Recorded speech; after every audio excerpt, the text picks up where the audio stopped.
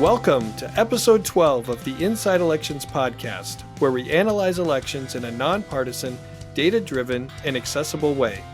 In this episode, we'll talk about baseline, Inside Elections' way of measuring the partisan performance of every district in every state.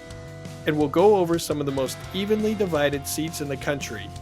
And we'll have a new guest on the podcast to help walk us through it all. Buckle up.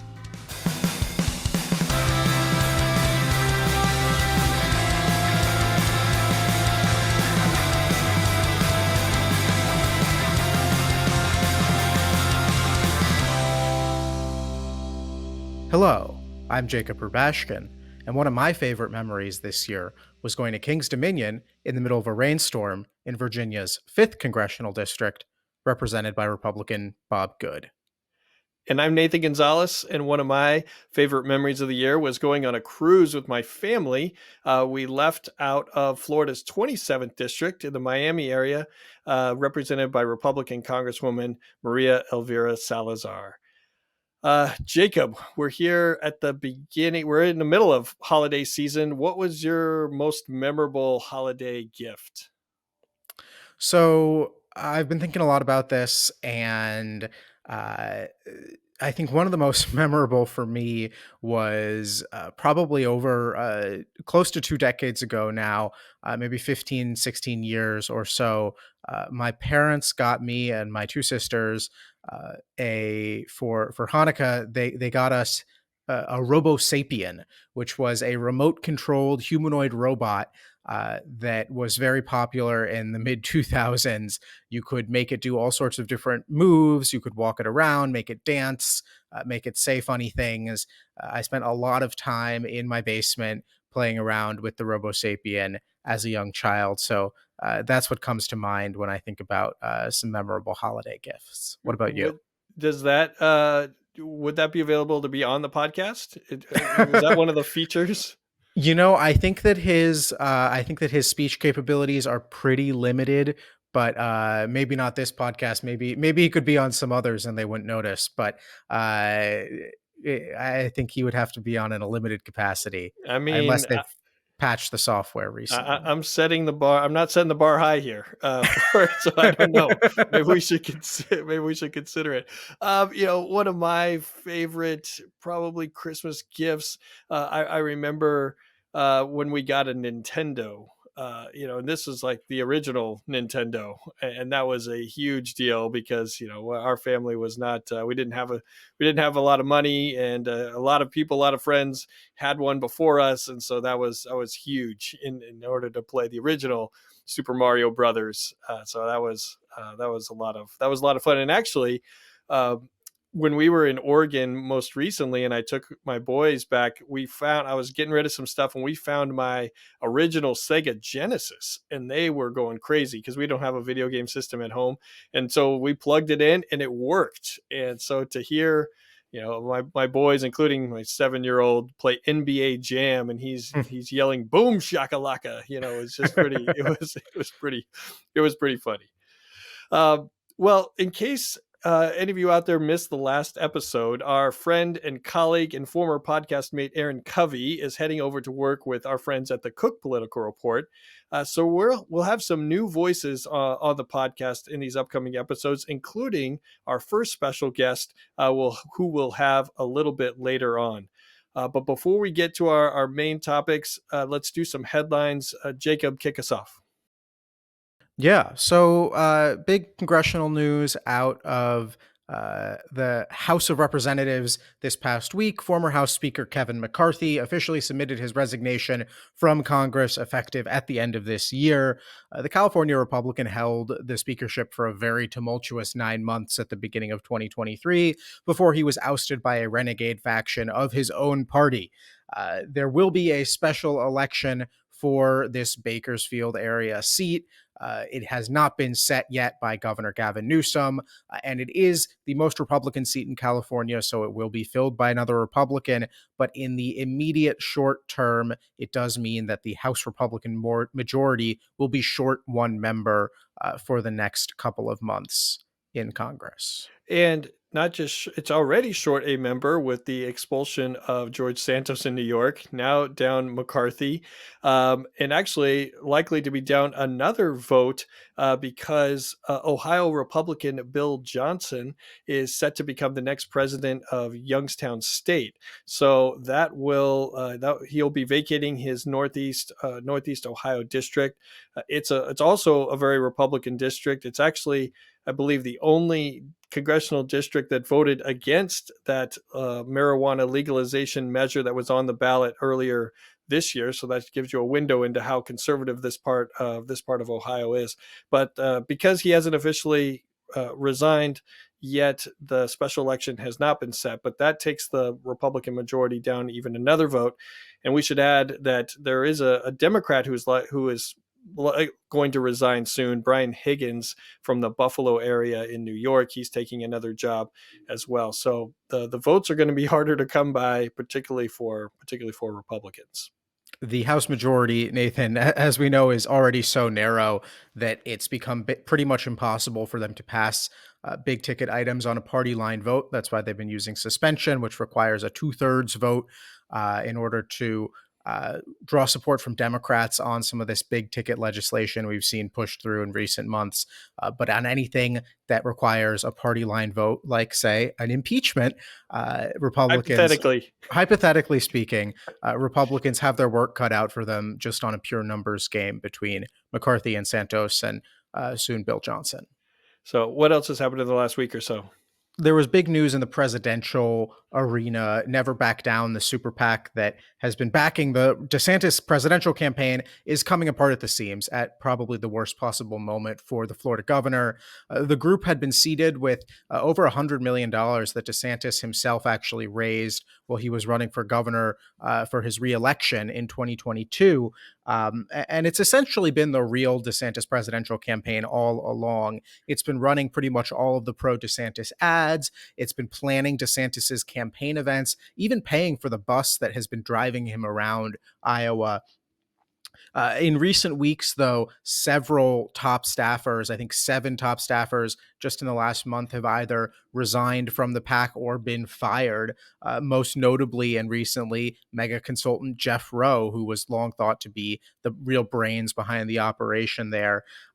There's also reporting from the AP that the DeSantis campaign may have had private communications with the leadership of the super PAC, which is, of course, prohibited under federal law, given that they are supposed to be an independent group. So a lot of issues with the DeSantis campaign universe with just a couple weeks before the Iowa caucuses. So I feel like with the narrative coming out of this news was that this experiment failed, right? That this super PAC, the farming out your campaign to the super PAC, that it didn't work and it's never going to work. And I wonder though if it was more due to the candidate or more due to the circumstances of the race, that they were basically facing an incumbent, former President Donald Trump, in the race, that maybe this isn't a true good test of whether this formula can work. I don't know, but what do you? Am I wrong in that? I don't know if we're ever going to get a really clean test of what you're looking for, the answer of whether a super PAC can essentially become a campaign for its desired candidate. But I do think it's notable that in the 4 presidential elections that we've had since the Citizens United decision, 2012, 2016, 2020, and now 2024, you can look and point to a number of candidates who did try this route, the super PAC first route. DeSantis, of course, but also Jeb Bush back in 2016. The Right to Rise PAC also had $100 million and was going to help push Jeb Bush to the nomination. That was a pretty spectacular failure. So obviously, Jeb Bush, DeSantis, not the best candidates for different reasons, but I do think it's notable that it hasn't been successful yet on the presidential level. On the Senate level, we have seen it be successful. Super PACs in Arizona and Ohio were able to essentially win their candidates' nominations last cycle. I think that's going to be at least the short term future of the super PAC is going to be much more about winning races at the House and Senate level. At the presidential level, though, we've seen it's not enough to get someone who wouldn't otherwise be winning, perhaps, or wouldn't otherwise be highly competitive into a place where they can win the nomination. Yeah, maybe the expectation that DeSantis would win is not the right one. But if that setup was going to work, at least he should have improved from when he entered the race. And I don't think by any quantitative measure he's really in any better shape than he was uh, earlier in the year when he got into the race. So I think probably Yeah. other candidates are going to think twice before really going all in on the super PAC Well, look, strategy. I think probably other donors are going to think twice, right? It's one thing if the Yeah. candidates want to do it or not. It's another thing if you're looking at Ken Griffin or Bernie Marcus or any of these GOP mega donors and asking them to cut a check for $10 million to a super PAC when they're now skeptical they're going to get any real value out of it in the long run. Yeah, if you have a super PAC with no money, you've just got a lot of paperwork. That's probably that's probably the lesson there. All right, and finally, in Senate news, former President Donald Trump endorsed Bernie Moreno in the competitive Republican primary to take on Democratic Senator Sherrod Brown. State Senator Matt Dolan and Frank LaRose are also in the race. And it's not a total surprise that Trump endorsed Moreno. Trump has said more nice things about Moreno, and this is the path that we're on. But it was formalized just within the last couple of days. We've seen Trump's endorsement was influential in the most recent primary in Ohio in the state's other seat, where it helped take J.D. Vance from probably third or fourth place and getting him to first place. But Trump's endorsement is not a guarantee that someone is going to win. You In the 2022 Alabama Senate race, Trump was calling Katie Boyd Britt an assistant. That's what he called her, even though she was a chief of staff to former Senator Richard Shelby. And now Trump should call her senator because she won that race in spite of his endorsement. Yeah, well, he would argue that he ultimately did endorse her, but only after it was pretty clear she was going to win. I think that the Trump endorsement of Bernie Moreno certainly not unexpected. He was not going to endorse Matt Dolan, who is perhaps not anti-Trump but post-Trump in his Republican Party disposition, and Frank LaRose, the Secretary of State, at one point was seen as a more moderate Republican who stood up to some of Trump's fictions about the 2020 election, but has tried very hard in recent months, really since getting into this election, to shore up his support from the Trump wing of the party. Most notably, just a couple weeks ago, endorsing J.R. Majewski, the very flawed Republican House candidate in Ohio's 9th District, who everyone pretty much understands will not be able to win that seat. But because he's the most pro MAGA candidate, we've seen a lot of Ohio Republicans flock to him in an effort to curry favor with Trump.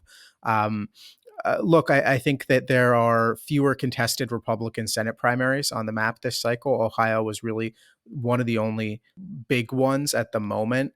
Uh, and so there have been fewer opportunities for Trump to wade in and support a candidate. Last cycle, there were races in Pennsylvania and New Hampshire and Arizona, Colorado, all sorts of places where Trump was able to flex his muscle. We may get there with primaries potentially brewing in Wisconsin and Montana, already a primary in Michigan. But so far, Trump has been a little bit more hesitant to endorse. He endorsed in West Virginia. Now he endorsed in Ohio. We'll see how those two races play out moving forward. And maybe Trump has been more distracted. He has his own race that he is focused on, and court cases in five different places, if you count the four cases with felony indictments, and then the civil case in New York as well. So he's got a little bit more on his plate than what he did last cycle. And we should remind everyone that this seat in Ohio is critical for the battle for control of the Senate. Republicans are already +1 in the fight for the Senate. because they're likely to gain the West Virginia seat that Joe Manchin is not running for reelection. And then now it comes down to really Ohio and Montana, where in Montana, Senator John Tester is running. And Republicans feel pretty good about any of the three Ohio candidates. They each kind of bring different things to the table, whether it's money or statewide credentials, but they feel like they're going to have a better funded candidate against Senator Brown than what they did last time when he faced Congressman Jim Renacci. So this is Ohio. This is just the beginning of talking about Ohio for the next 11 months. The Inside Elections podcast is sponsored by George Washington University's Graduate School of Political Management, or GSPM. The GSPM program offers master's degrees in legislative affairs and political management with in-person and online class schedules designed for the working professional. You all know that I am a graduate of the GSPM program. It was beneficial for me. I knew I wanted to get an advanced degree, but I didn't want to go down the law school route or any other route. And I picked GSPM because it was more practical, and I was learning from campaign professionals, people who have been in campaigns or run for office themselves, and that knowledge was valuable, and it helped me do my job as a political analyst right from the beginning. And so, click on the link and check out what the GSPM program has to offer. Before we dive into Baseline, I wanted to introduce our friend and colleague Bradley Wascher. As a contributing analyst for us here at Inside Elections, Bradley certainly isn't a stranger. Some of you might remember him from our election night live streams that we did last cycle, but he is the driving force behind the data work that we do. You've seen his work, you just might not have known what was going on behind the scenes. So he's the perfect candidate to be our first podcast guest. Bradley, before we dive into everything, you have to tell us what congressional district you grew up in and which district you were born in, if those were two different districts. Yeah, so as Nathan said, hi, I'm Bradley. And the answer actually is two different districts, but maybe not for the reason that you'd think. I'm originally from Montgomery, Alabama, and I believe I grew up in the 2nd District, which is currently represented by Republican Barry Moore.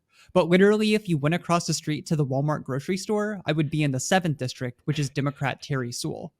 And the other funny thing is that the answer changes whether you ask me this year, 2 years ago, or 4 years ago. Because I'm sure, as our listeners know, Alabama has been in the process of redrawing its congressional maps due to court-ordered redistricting. So you ask me which district I'm from, the answer literally can change by the week.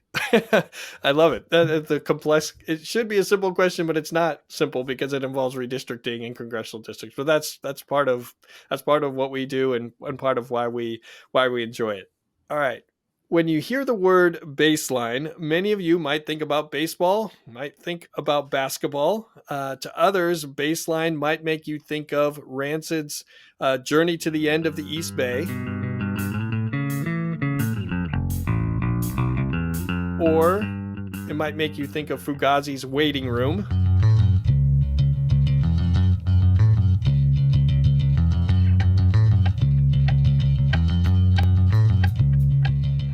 Or even Bon Jovi's Livin' on a Prayer. But today, we're talking about Inside Elections metric to measure the partisan performance of every district in every state. I can feel the electricity in the air as we talk about this. Bradley, what is baseline and how does it work? Well, I guess I have to put this away because we're talking about a different kind of baseline. So as he puts his guitar hero guitar away. I'm sorry, maybe we can have that at the end, but tell us what baseline is and how does it work? Yeah, so in one sentence, baseline is a partisan performance metric, an average of election results that tells you the typical performance of a Democratic or Republican candidate in every congressional district or state. The thing that makes baseline special is it's an average of every federal and statewide election over the past 4 years in that congressional district. So rather than just looking at the most recent presidential or the most recent House races, we go as deep as possible, looking at the governor, Senate, attorney general, auditor, all the way down to commissioners and state Supreme Courts if they're listed as the office. So baseline looks at a comprehensive picture to determine how each party is expected to do in each district or state.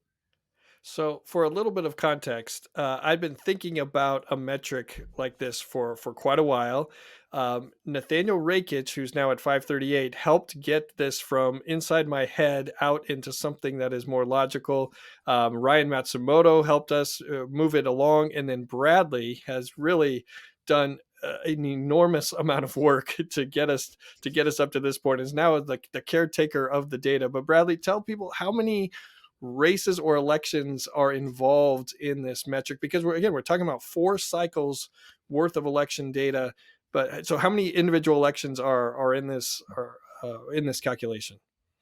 Well, in one phrase, a lot. But to be more specific, because we want to look at all 435 districts across all 50 states, we wanted precinct level election results because there are a lot of different districts that are split between counties, and then sometimes the counties themselves are split. So you need to go as granular as possible to get the data necessary. In total, our final results by congressional district span 7,950 lines. And to give you a sense of what that number actually means, for every district in Texas, we had 44 races because that's just how many offices are included on the roster. So that includes obviously the presidential and governor at the top, but we go all the way down to the railroad commissioners for that state. And that's why baseline gives you such a good idea of what's going on in every district. So, Jacob, I know you're going to jump in here, but Bradley, give someone just a one example of the percentages of a district. What does it look like in the hands and in the eyes of real people? A Republican percentage, Democratic percentage. Yeah, so showing my hand a little bit, just looking at the chart right in front of me, let's talk about Iowa's 3rd district, which is in Des Moines, southwestern part of the state, and represented by first term Republican Zach Nunn. In Iowa's 3rd, the typical Democrat is expected to earn exactly 49%, whereas the typical Republican is expected to earn 48.7. So the 0.3% baseline margin is one of the most tight in the entire country. And Bradley, you have assembled this massive trove of data, millions of lines on a precinct level, thousands of individual election results at the congressional level. In any given congressional district, what are you actually doing with those numbers to produce the final baseline score? So baseline's goal is to take a trimmed mean, which isn't as complicated as it sounds. It's basically just an average where you drop the highest value and the lowest value. Some people have asked why we don't take the median for states that literally have 45 results per district, and the reason is that the trimmed mean cuts outliers and looks at the central tendency in a very similar way. And also, we just kind of like having a fun way to explain what we're doing with the results, and trimmed mean is a pretty nice phrase to attach to it. And the other way, the other thing we're trying to do with baseline and why we include 4 cycles worth of election data is to try to get rid of or try to account for what might be outliers of an election cycle, right? Some cycles are great for Republicans or great for Democrats. And so by including the most recent 2 presidential elections and the most recent 2 midterm elections, that will hopefully kind of smooth out some of those electoral waves and give us a more typical percentage for how a typical candidate, a Democrat and Republican, will perform, knowing that some candidates are going to raise more money or less money, or they're going to have more baggage as a candidate. But we're trying to get that baseline. You should drink every time I say that. Get that typical baseline so that then we can move on to other measures. And I have always been curious about this, and I truly have never asked this before, so I don't know the answer here. But in the handful of states that do off year elections, like New Jersey and Kentucky and Louisiana and Virginia, how are those factored into baseline? Do you treat those states, those cycles, as their own individual cycles that count toward that 4 year threshold, or do you fold them in so that we're going back to 2016, 2018, 2020, 22 for every state? even the ones that have off-year elections. Exactly what you described, Jacob. And for the states that do have off year, like Kentucky, Mississippi, Virginia, and New Jersey, usually we just take the rule, the two most recent statewide, like gubernatorial contests. So even if it happens in 2017 and 2021, and we're looking from 2016 to 2022, we want to make sure that if two elections are included for a state that has normal gubernatorial years, the same is included for every state as well. Got it. And let's shift a little bit from methodology to a little more practical. Bradley, you tease this out, but what and where are the most evenly divided districts in the country based on baseline? So strap in. I'm going to start with a really big picture overview. Overall, there were 43 districts that fell within a 5-point margin, with 25 of those slightly favoring Democrats. There were 83 districts within 10 points, 51 of which slightly favoring Democrats. And this is actually a question Jake would ask me at lunch a couple weeks ago. It turns out there are 18 Republicans representing seats with Democratic-leaning baselines, and there are 9 Democrats in seats with Republican-favored baselines. And the most interesting thing there is there's a lot of overlap with the 18 Republicans in Biden-held districts and the 5 Democrats in Trump-held districts. So even when you do dig deeper, a lot of the same stories start to emerge. And for that reason, when we look at the list of the 10 most evenly divided districts, there are a lot of usual suspects. You have people like John Duarte in California's 13th, Juan Ciscomani in Arizona's 6th. I already mentioned Zach Nunn. We have Amelia Sykes in Ohio's 13th. All of those that inside elections race as tilt or toss up for the respective party. Probably the more notable part, though, is once you go down the list of the top 10, you start getting representatives like Derek Van Orden, the Republican from Wisconsin, or his fellow Republican Brian Stile, both of which we have as likely, even though baseline would suggest they're more tightly divided. Maybe that's something you can speak to, Nathan. Why is there a disconnect between our ratings and baseline? That's a great question. Baseline gives us that measure of a district or of a state, but then we also have to account for factors in an individual race. Like in these cases, Republicans have struggled. In the case of the Wisconsin districts, Democrats have struggled to get top tier candidates, top tier challengers in those districts. They might end up getting them by the end of by the middle of the cycle, but it's those district, or I would say race specific factors that go into our rating, and not just the baseline of the district. And for that reason, just one final, I think it's interesting to look at the 10 districts that are most evenly divided in total. You have all types of different competition represented. You have a handful of districts that were heavily Republican or heavily Hispanic and shifted towards Republican in the last 2 cycles. You have some suburban districts, and the Wisconsin districts we just talked about were kind of drawn to be competitive. They take in both suburban and urban cores and stretch out into more rural areas as well. So regardless of which top 10 evenly divided baseline district you see, you can get a different story about why that district is so tight.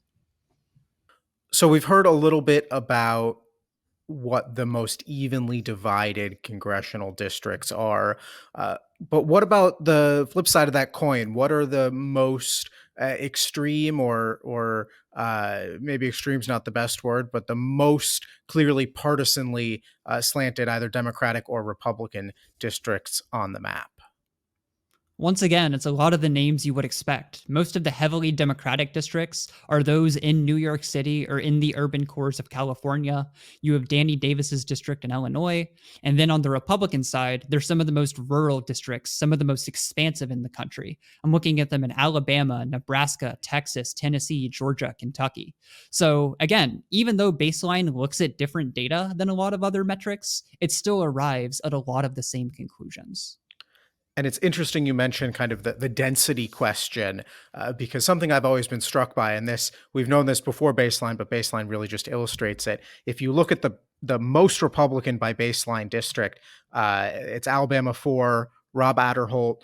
That's a baseline of about R plus 59, right? You'd think, wow, that's so Republican. And you scroll to the other side of the sheet and you look at the most Democratic district, which is Adriano Espaillat, New York 13, Harlem, and his baseline is D plus 82.2, right? That's 23 extra points of Democratic performance between the most Democratic district and the most Republican district. So it shows, we know this, but it's another illustration that the most Democratic districts in the country are significantly more Democratic than the most Republican districts are Republican, and that's some goes part of the way to explaining, I think, some of the geographical advantages that Republicans have had in the House of Representatives in recent years.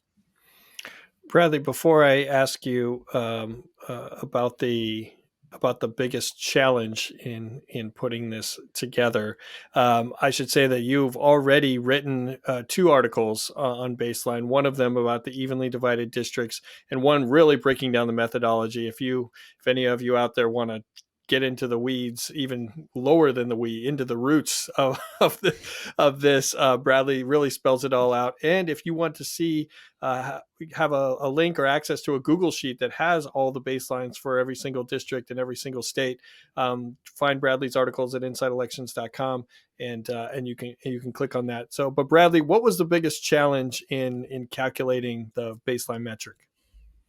I'd say the hardest part is the fact that once you figure out something for one state, you kind of have to figure it out for the other 50. So it became one of those processes that was very grinding and repetitive work. And then sometimes you would get halfway through the list, like you get to Mississippi, and then you realize that something doesn't work for Mississippi. So then you have to go all the way back and start over to see something that works for all 50 states. So even though it was a challenge, it also sets us up really well for the future, because the same process we used to get 2016, 18, 20, and 22, we can use to get subsequent elections down the line.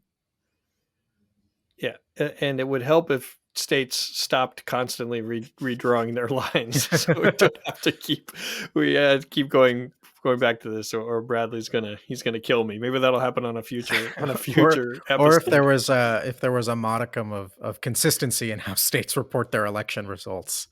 I think that would I've be... always said that if I was elected president, my day one action would be consistent precinct level results nationwide. I do not care that it is a state issue. I will take over that mean of production. Because I don't think people realize, and this is, if you're listening to this, you're probably not quite a normal person, but some states produce election result data, at a very granular and easy to digest,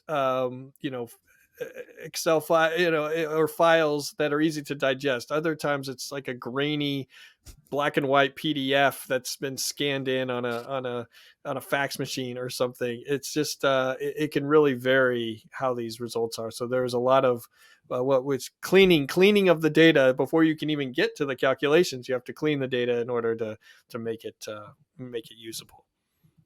And with Baseline, let's do a little bit with Baseline. Now we can quantify the strength and weaknesses of individual candidates, which lead Bradley, and we have a metric for that. Bradley, give people a little taste of what's to come. Yeah, so we introduced y'all to Baseline. Now we get to talk about vote above replacement, or VAR.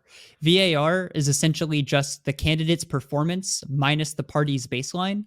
So the higher VAR, the better you did relative to expectations. This is something that we came up with around the same time as Baseline half a decade ago. But now that we finally have congressional district level results, we can really dig into what VAR has to offer. Yeah, and we'll have a lot more on this. We'll have a lot more on this in the future. But this metric was kind of born out of a frustration that we just casually throw around. Oh, that's a strong candidate, or that's a weak incumbent, or something. It's like, okay, well, let's look at the data. But you have to, in order to measure strength and weakness, I feel like you had to have a baseline. Like, how would a typical or average candidate perform, and then we can measure against that. Yeah, and to bring it all full circle, Nathan, you mentioned Brian Higgins earlier on this podcast, the Buffalo congressman who is leaving before his term ends at the beginning of next year. And Bradley, correct me if I'm wrong, but I believe Brian Higgins was the only Democrat to have a positive VAR in this last New York election cycle, where Democrats really had a terrible election year. All across the state of New York. Brian Higgins was the lone candidate who bucked that trend. So he is a bit of an electoral giant, even if you probably couldn't pick him out of a lineup, and he's leaving Congress in February.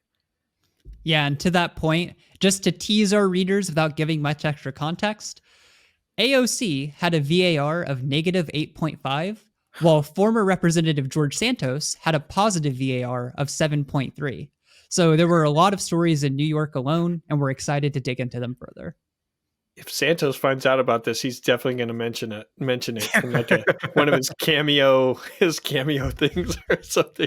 He's probably going to tweet that out. We have to leak information to George Santos, or we're going to get the AOC, her crowd hating on us, but that's okay. It's the vote above replacement. Oh dear. Oh dear. That's all right. We're here. We're On here that note. I think that's a cue as our time is done. But let's move on.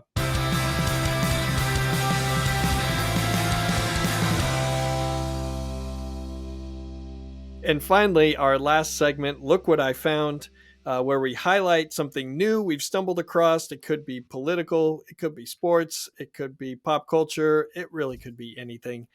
Jacob, what did you find? I have been listening for a little while now to a podcast called Table Manners. It's hosted by Jessie Ware, who's a English singer whose music I also like. But the podcast is her and her mother, Lenny. It's a podcast about food. They interview celebrities. They make a meal for them and talk about the celebrities' history with food and what they grew up eating and how the food has impacted their life and their careers. It's super interesting. It's just something nice to put in the background when you're cooking dinner. But they get really interesting people. Sir Paul McCartney, Emilia Clarke, Cher was on one of the most recent episodes. So I would highly recommend checking it out if you are looking for something to listen to. If someone's looking for the opposite of that, then my family could have a podcast like lack of table manners. So everything you just said, like think of the opposite, and I think that's what a glimpse into our household. Bradley, what did you find? So mine is less of a look what I found and more of a look what I finally got around to finding. I've taken the end of December to watch all of the movies that came out in 2023 that I haven't watched yet. So over the weekend, I saw Asteroid City by Wes Anderson. A couple nights ago, I watched Barbie. I don't know what I'm going to do next. Probably not Oppenheimer because I've already had too much of an existential crisis. At first, when you say you watched all the movies, I thought it's like you'd reached the end of the internet, like you'd found the end. Yeah, all the movies I want to watch are exactly those two. But really, if people have recommendations for what else I should watch that came out in 2023, please let me know. Well, yes, you could drop it in the comments, send Bradley an email. That would be great. I was trying to stay in the Christmas spirit as we're also covering politics. I found there are a lot of Bethlehems around the country. Bethlehem is the birthplace of Jesus and kind of the focal point of the Christmas story in this holiday season. And so I wrote for Roll Call about the political aspect of Bethlehems around the country. For example, Bethlehem, Pennsylvania is probably the largest Bethlehem in the United States. It's represented by Democratic Congresswoman Susan Wild, who's in a competitive district.